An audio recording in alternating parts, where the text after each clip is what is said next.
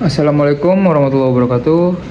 Saya Ikram Ramzi Aryas, NPM 41181912300098. Paralel 3, mata kuliah Pendidikan Jasmani Adaptif. Dosen Bapak Dr. Dindin Abidin, MSI.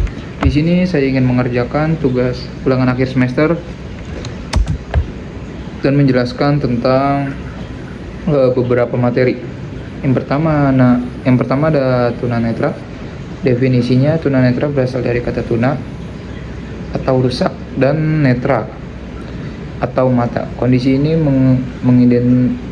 mengindikasikan bahwa indera penglihatan tidak berfungsi secara optimal sebagai saluran penerimaan informasi, sehingga individu harus mengandalkan indera lainnya untuk memahami lingkungan sekitar. Penyebabnya, yang pertama ada faktor genetik, kedua ada penyakit atau infeksi, yang ketiga ada kekurangan vitamin A, dan yang keempat ada kecelakaan atau trauma. Cara mengajarnya, yang pertama ada menggunakan media taktil atau auditory, yang kedua ada pengalaman atau nyata, yang ketiga ada komunikasi verbal yang jelas. Yang kedua ada tunarungu. Definisinya itu, tunarungu berasal dari kata tuna atau rusak, dan rungu atau pendengaran. Karena tidak bisa mendengar dengan baik, individu tunarungu biasanya mengalami hambatan dalam perkembangan bicara dan bahasa, sehingga sering disebut sebagai tunawicara. Penyebabnya ada faktor genetik, yang kedua ada infeksi ibu saat hamil, yang ketiga ada komplikasi kelahiran, dan yang keempat penyakit atau trauma. Cara mengajarnya, yang pertama ada maksimalkan media visual, yang kedua posisi wajah yang jelas, yang ketiga kontrol pencahayaan dan kontak mata, dan yang terakhir gunakan isyarat atau isyarat pendukung. Yang ketiga ada tunawicara. Definisinya, tunawicara berasal dari kata tuna atau rusak, dan bicara atau artikulasi suara. Hambatan ini dapat berupa kesulitan artikulasi, contohnya mengucapkan kata, gangguan kelancaran seperti gagap, hingga kehilangan kemampuan bicara sepenuhnya. Penyebabnya ada faktor kelahiran atau tunarungu bawaan. Yang kedua ada kerusakan organ bicara, yang ketiga ada gangguan saraf pusat, dan yang keempat ada faktor psikologis atau lingkungan. Cara mengajarnya ada metode total communication, yang kedua ada gunakan teknologi ACC, yang ketiga ada media pembelajaran visual, yang keempat latihan artikulasi dan cermin. Yang di sini ada tunagrahita. Definisinya, tunagrahita berasal dari kata tuna atau kurang, dan grahita pikiran atau pikir. Kondisi ini dinilai berdasarkan skor IQ dan tingkat kemandiriannya yang terbagi menjadi 3 kelompok. Yang pertama ada ringan, sedang, dan berat hingga sangat berat.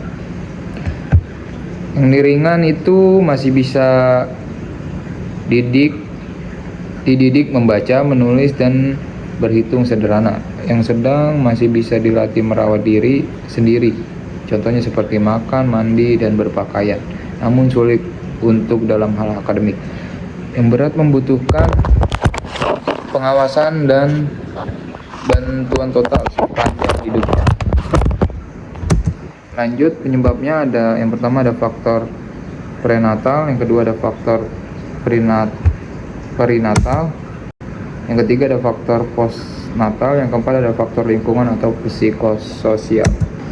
Cara mengajarnya prinsip konkretisasi, ada metode task analisis, pengulangan konstan atau repetisi, ada pembelajaran berbasis keterampilan hidup, dan gunakan pujian langsung. Di sini ada tunadaksa. Definisinya, tunadaksa berasal dari kata tuna yang tadi atau kurang, dan daksa itu tubuh. Secara umum tunadaksa terbagi menjadi 2 kelompok besar, yaitu kelainan pada sistem cerebral, yang kedua ada kelainan sistem muskuloskeletal. Penyebabnya fase sebelum lahir, fase saat lahir, dan fase setelah lahir. Cara mengajarnya, aksibilitas lingkungan belajar. Ada modifikasi alat tulis, gunakan teknologi asistif, fleksibilitas waktu dan posisi, dan yang ada kolaborasi terapi. Lanjut, ada tuna laras. Definisinya, tuna laras berasal dari kata tuna atau kurang, dan laras sesuai atau harmonis. Anak tuna laras memiliki ketidakmampuan untuk menghasilkan diri dengan lingkungan sosial mereka. Terus penyebabnya itu ada faktor biologis, kedua ada faktor keluarga, ada faktor lingkungan sekolah, dan yang terakhir faktor komunitas atau teman sebayanya. Cara mengajarnya, terapkan aturan dan konsekuensi yang jelas. Yang kedua ada gunakan sistem token. Yang ketiga, sediakan area tenang. Yang keempat ada fokus pada instruksi saat terstruktur. Dan yang terakhir, ajarkan keterampilan sosial emosional. Autisme yang terakhir itu ada definisinya, hambatan komunikasi dan interaksi sosial. Dan yang kedua ada perilaku repetitif dan minat terbatas. Penyebabnya ada faktor genetik, perkembangan otak, faktor lingkungan, dan prenatal. Dan ada catatan penting. Cara mengajarnya, gunakan jadwal visual atau visual schedule. Terus yang kedua ada instruksi singkat, jelas, dan literal. Dan yang terakhir ada meminimalisir distract sensorik. Sekian dari saya, terima kasih. Kurang lebihnya mohon maaf. Wassalamualaikum warahmatullahi wabarakatuh.